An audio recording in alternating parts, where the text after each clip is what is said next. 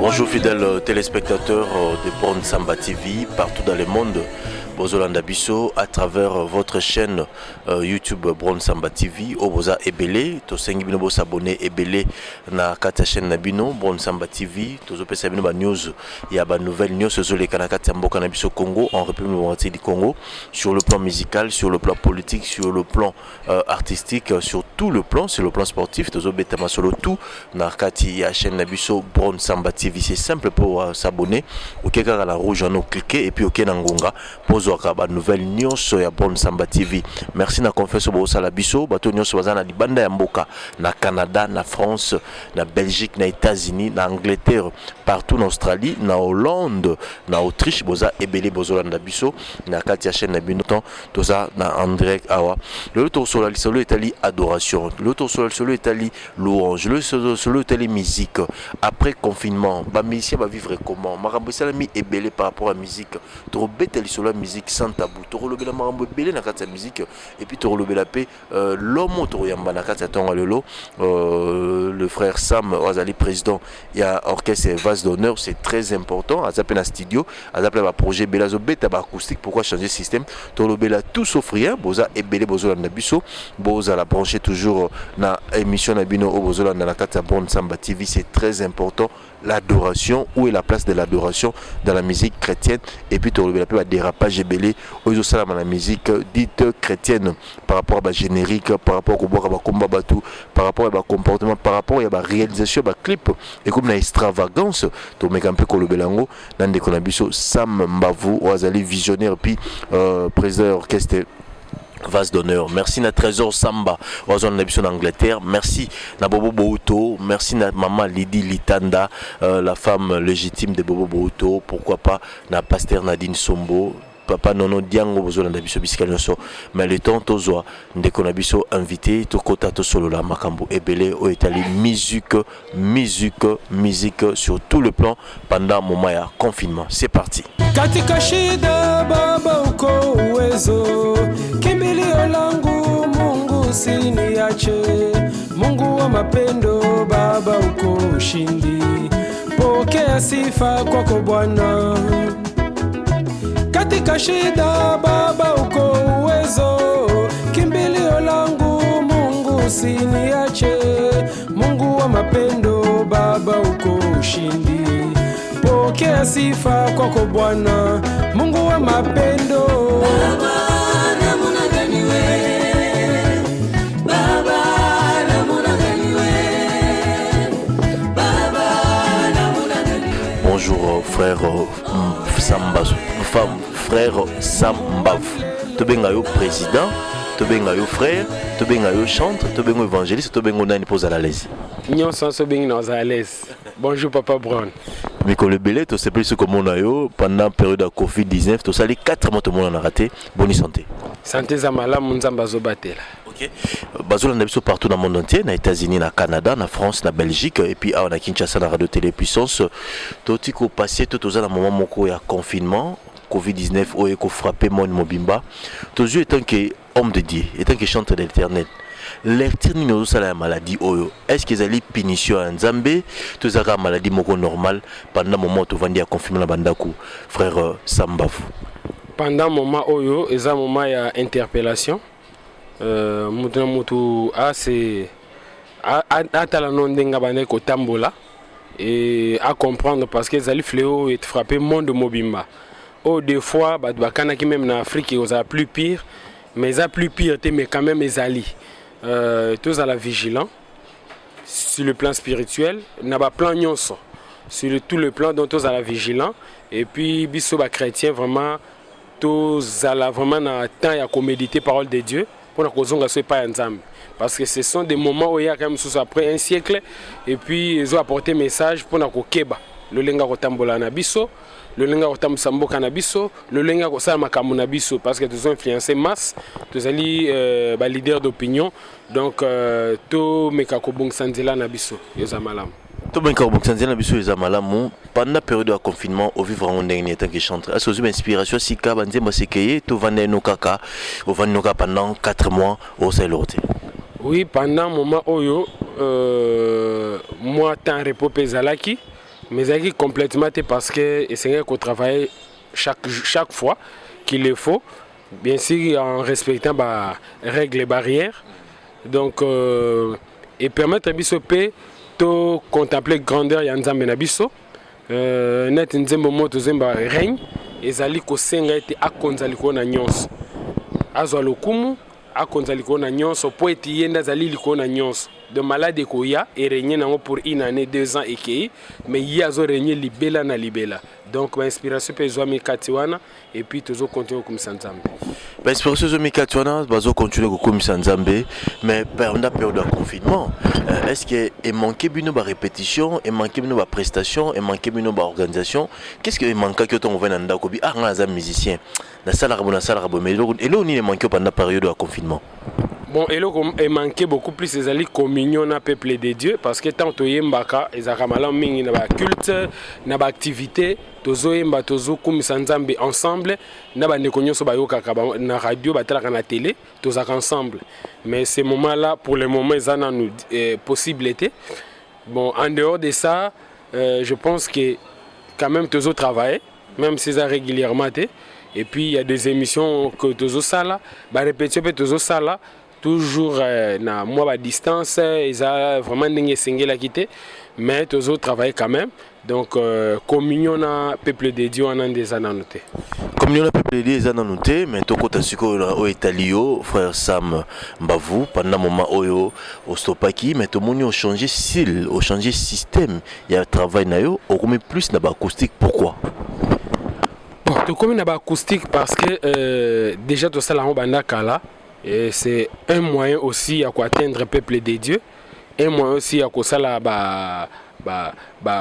live, donc même dans Facebook, même acoustique, même sèche. Donc c'est un moyen où ils allaient atteindre le peuple de Dieu, qu'on glorifier Nzambe wana à travers la cantique. Donc c'est pourquoi tu as qu'il a choix wana et puis toujours continuer na yon. Différence ni ezalaka concert net bato ya rebelle boyna live ne obetaka ba live ba acoustique différence ni ezala ngwana. Bon, différence surtout concert ezali bozo sala quand on dit live ezali ko beta bozo prester parce que même na concert bozo sala bino pe live te ou bien semi live ba ko chape DJ a che musique bozo kaka micro bozo animer ezaka nango pe mais surtout to lobi live ezali mna bo che ben instrument nyonso bo bandi ko prester donc en direct bozo yemba en direct et public pas wana c'est un peu ça. Est-ce que les loza fier dans musalo zo la musique en Zambie? Oui naza fier nango naza très fier nango. Les lots apprennent même na kati ya monde musical ya mboka la biso Congo frère Samba bando bandi carrière musicale non. Bon apport vraiment ngande na lobelango je pense que je ne suis pas mieux placé. Ba to bazomona o balanda biso nde bakoye ba réellement apport na biso za na côté ni. Bon spécificité ezate que non biso nde toye na boye non mais biso pe to betaka c'était na message na biso beaucoup plus ezalaka na vie à sanctification donc au tambola na kobanga nzambe réellement tozala to tozopesa impression te mais to vivre en réellement kati na biso des messages clés au biso to mema na kati banzema. Mais pourquoi ces derniers temps musique en nzambe vandika na adoration place à louange ça puis place à supplication ça puis to landa surtout bino ba jeune boy minka na louange pardon boy na adoration mais tozomona bena louange ça sous mingité bo mika ko lelisa bato ko fukama après na kati ba concert na bino boko miso côté ya biso tozo comprendre le place nini boche louange na supplication au lieu de adoration.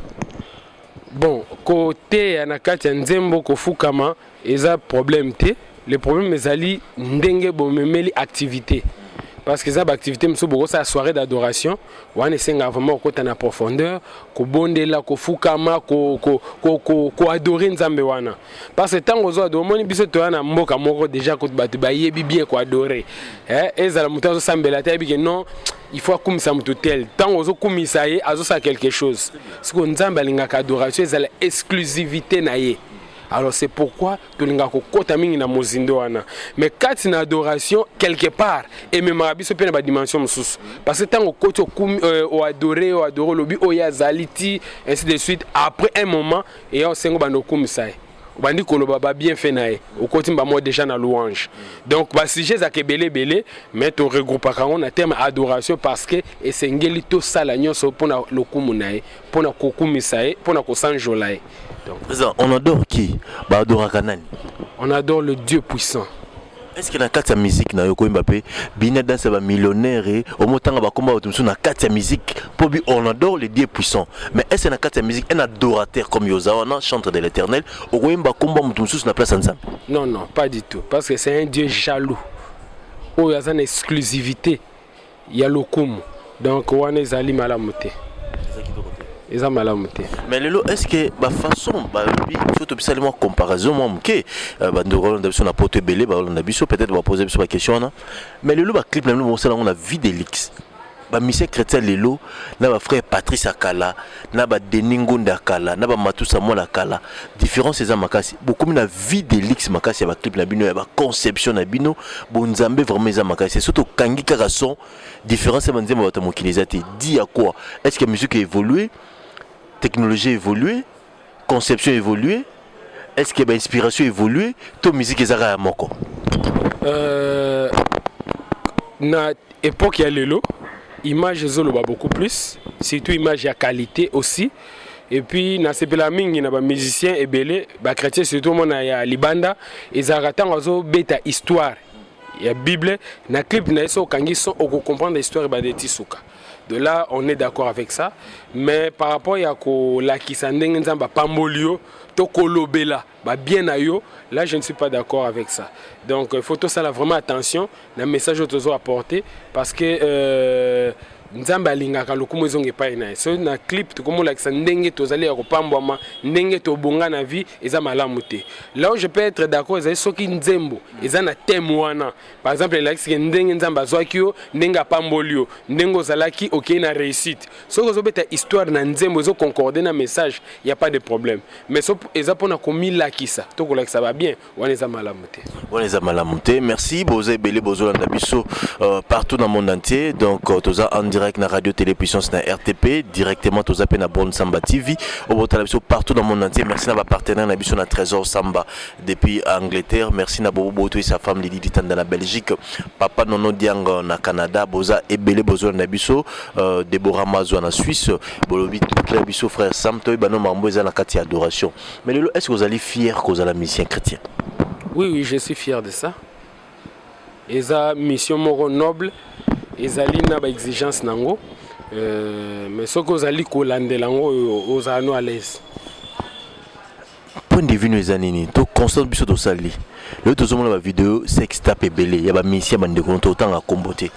Mais est-ce que ça qu'on honorer bino ba musicien moto ba to sala ka confiance aux mbela nzambe to moni on a téléphone bolumbu na yo au BBC via mon abatu ba koti lo ba prison étant que chante de l'Éternel conseil européen na bandeko na yo oyo bazali scandale na kata ville ya Kinshasa na RDC puis partout dans le monde entier bazali ba musicien musala ozo sala okolobani na bandeko. Bon ezali d'abord ba message à malamu te en tant que chrétien, en tant que moi na nzambe c'est d'abord malamu te. Ce sont des actes à condamner. Et deuxièmement nzela otozozwa parce que tozo même peuple de Dieu na ko kumisa nzambe ko comprendre ce qui est Jésus-Christ dans nos vies et le diable ne sera jamais content, n'a jamais été content. Alors il faut tout ça la keba na marche na biso otozolo bato ko kisa yango sinon il remet biso na libungi. Donc le diable permet ça pour na ko diminuer bato misusu tozai komona ozo kumisa nzambe na banzembo na ye mais tant moi makamba bongo donc au lit même kotanga kombo na été et le diable est content tant ozo étouffer bana na nzambe bongo. Alors quand nous comprenons ces choses il faut tout ça la keba na marche na biso afin que ekome la bisoté afin que tout maintenir cap oyo direction nzambe la biso. Donc ce sont des choses vraiment condamnées za malamuté. Ce sont des choses condamnées et za malamuté, c'est très important. Mais tout le belasiko vase d'honneur. Vase d'honneur ezali titre album. Vase d'honneur ezali combo orchestre ozo kamba. Vase d'honneur lelo nakata JBC na bino vous en a combien d'albums déjà? Bon, tout ça déjà on a 2 albums. Album elle aussi titre en vase d'honneur. Yami balé l'étoile brillante du matin. Donc il y a 4 chansons. Il y a le bossé qui en 2014. Il y a mis balé en 2019. Donc jusque là tu travailles le 2 là. Vous avez un niveau Nindilo, est-ce que vous avez la préparation album, vous avez un off, vous avez un live, est-ce qu'il y a un programme déjà en préparation, tout vous vivre comment va se donner? Bon, tozali na studio parce que tozo travailler banzembo pour l'album Okoya. To bandi kalami était. Bientôt nzembo Oikobima comme on a je t'aime. Je t'aime Jésus. Je t'aime Jésus. Non. Parce que tu comprends, ils ont tant de temps là, tu comprends que Nzambe Yesu alinga biso déjà avant même toyeba, tous en conscience wana. Il y a autre chose c'est les bolingwana. Donc tu ebisi kaka alingi biso mingi na Swahili, tu embiango. Ça quantique ko bima juste après ba confinement awa, ils ont sur le marché. Mais programme na biso ils beaucoup plus pour un concert. Parce que tu dois préparer concert pour nous présenter album, pour la vente officielle, CD déjà Zali. DVD neno eza disponible mais CD Zali. Alors tu as ça la vente wana, tu belé pe ba vision ya groupe, tu partager na ba conférence de presse. Alors comme maladie oyo et j'ai presque 4 mois, donc tu as dit que si l'inde tu relancer ba activité. Donc, tu relancer à partir de concert dans l'activité M. Eland. Sima Samba, parce que comme ça 3 albums, ils ont facilité, comme ça concert, ils ont facilité, comme ça déjà là produit déjà là comme un confinement de bébé, sinon Sima nous en a producteur, tout ça il faut personnel. Bon, tous ali na ba membre au bazo soutenir biso. Bazali to église amis connaissance te pebeli balandaka apportera toujours un plus na groupe Vase d'honneur ils ba to bazo soutenir biso na ba effort personnel ya biso moko ya ba membre groupe ndé tozo évoluer et dans l'entretemps je profite de cette occasion bande pe ba landa biso toza na posa na bango baya ko soutenir même na poto po bonzambe ba yebi yango beta kape kuna banzembe belé ba yebi et puis ba lo ba même chose non toza vraiment visible mingi té visibilité zo senga ba moyen pour évangélisation c'est un moyen quoi qu'évangile est gratuit mais évangélisation c'est un moyen chaîne est belé na poto is awa plateforme à téléchargement ainsi de suite donc nous avons besoin de leur apport nous avons besoin de soutien pour Musala Nzambe Kende Liboso. Pour Musala Nzambe Kende Liboso c'est très important mais le lot source les lots tant autant la musique chrétienne sur le plan spirituel frère Samba vous voyez c'est sur vérité. Toi, on a d'habitude la réponse n'a pas déjà mais vous la yo pour réponse on nous redifier bon vous la réponse non sur le plan spirituel est-ce musique n'a pas comme mata tous à kokita les lots de to vanno les lots tout ça l'émission en direct on a sur la RTP on a sur la Bon Samba TV les lots toi ozolanda biso na bandako so ki bena musique frère Samba vous qui frère wana to tanga ba comme la monter ki ba frère wana musique n'a pas à comme mata sur le plan spirituel tous à kokita. Bon, par rapport à la question, je pense que la musique évolue normalement. Ils évoluent normalement parce que tant que ça a référence, depuis que y a 2-3 chaînes, ils ont facilité au même moment.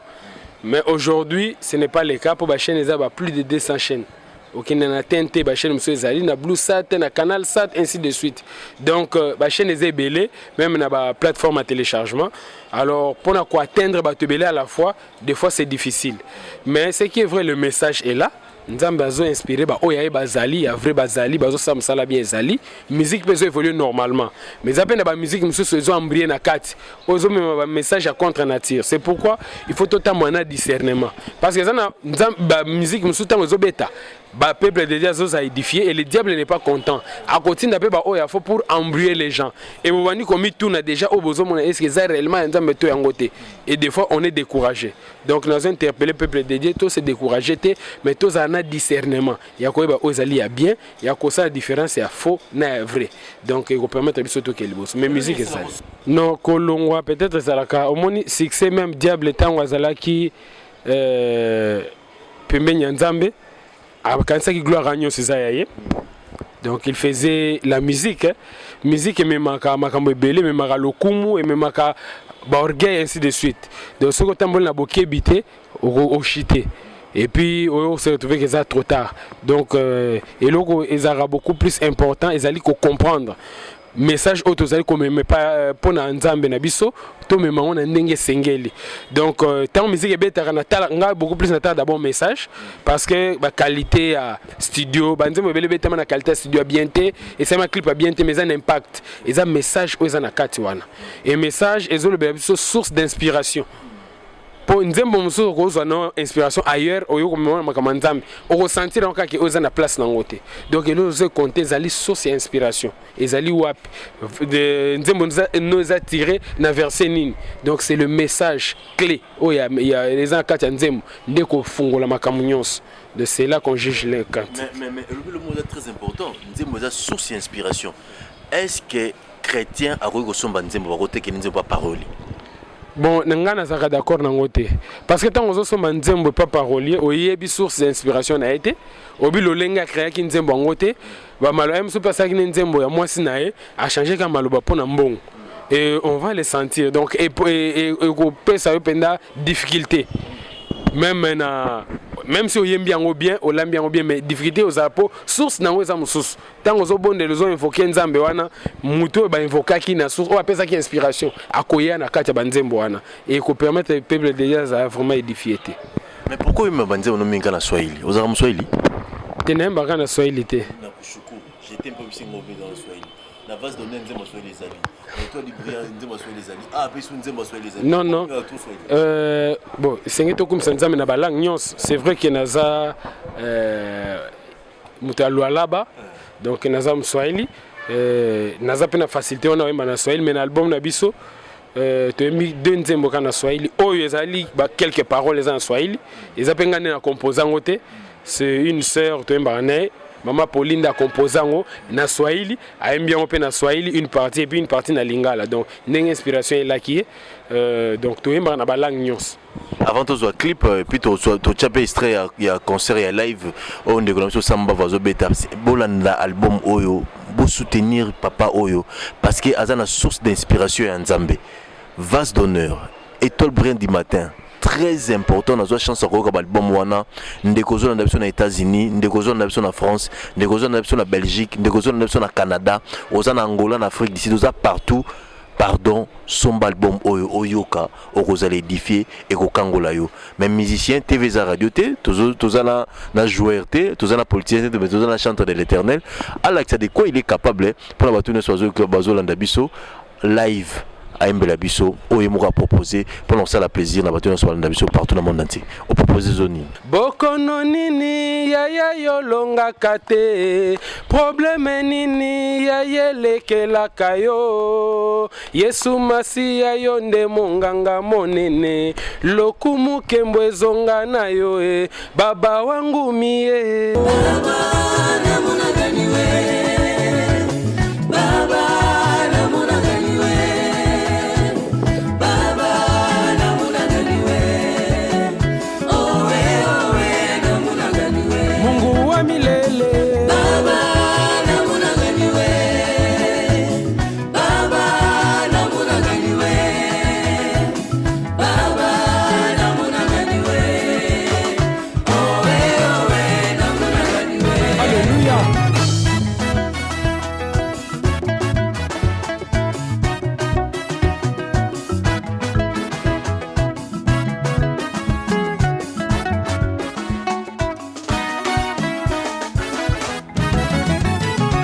Takushukuru na muna ganie baba Takushukuru na muna ganie baba Takushukuru na muna ganie baba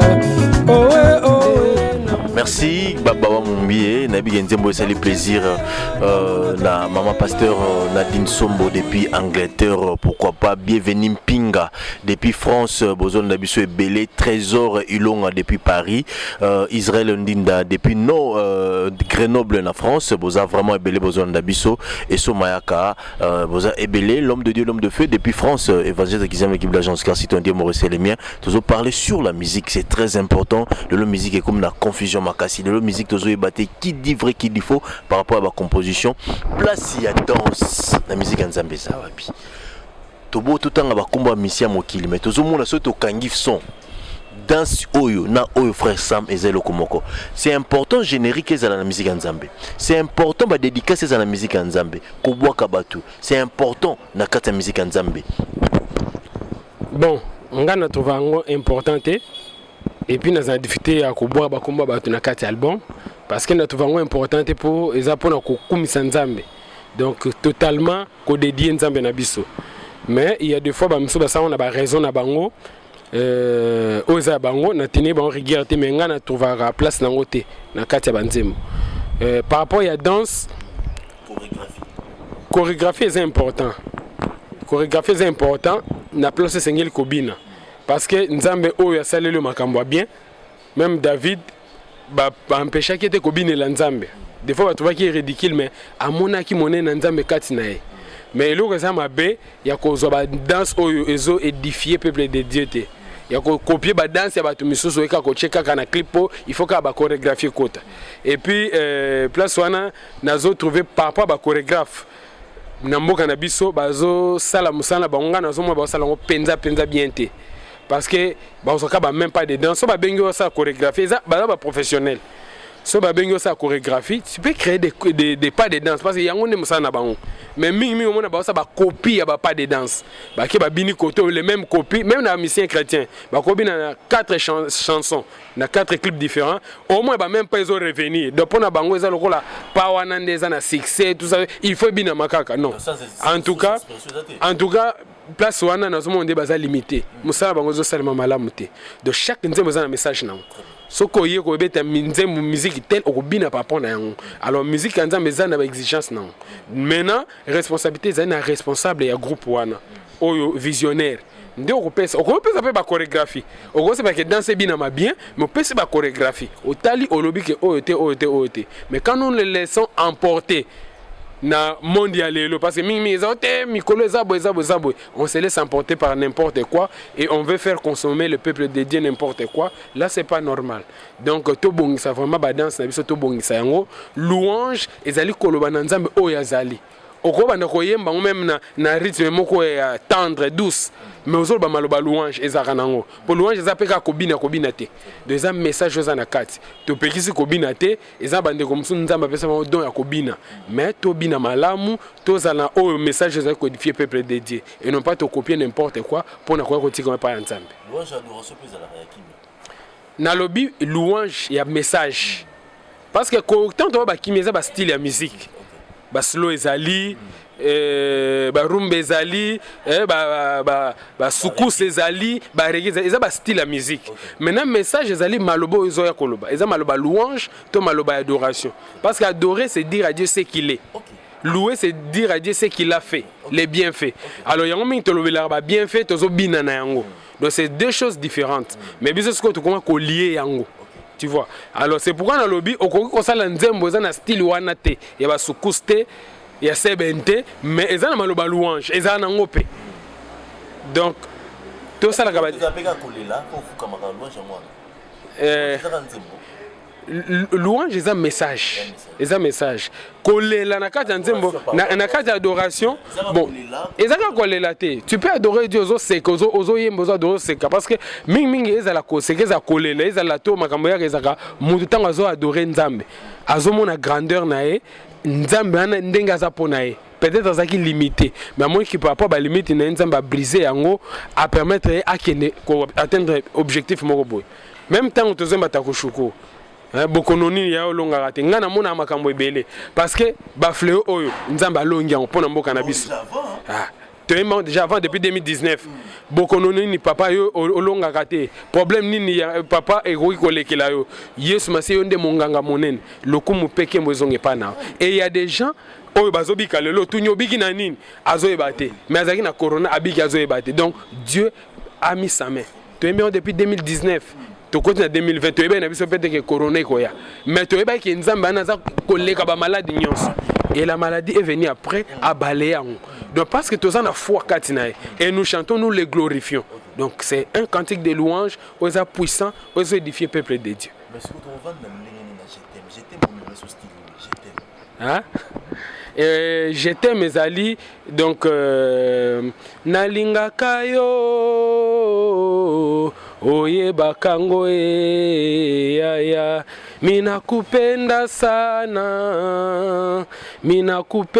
sana donc tozoembela nzambe na biso oza confident oh des fois makambo elekelaka biso mais toyaka kaka secret pa na ye poso na ye koyebisa yo poza na piri yo okoyebisa ye wana paza na piri epanzani lobi kuna même moto pesa confiance abandi ko sekayo ko inayo. Alors confident na biso ezali Yesu Masia. Confident ya motema nanga Yesu, misisa ya bolingo nanga Masia Yesu. Donc tozo mbela les albums ils en a 10 titres. Ils en a 10 titres, to bandi ko enregistré déjà 4 titres.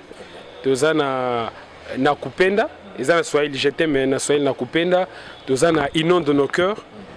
Tozali na Tikana Tombola, donc Emmanuel Tikana Tombola, et puis Ozali na Motema. Donc les 4 titres tous enregistrés pour le moment et les 6 autres tu continuer au fur et à mesure. Oyanga mona komi eza frère Moussoupa sali Ozali na Motema. Ngana sali règne, inonde nos cœurs, Liloba. 3 titres.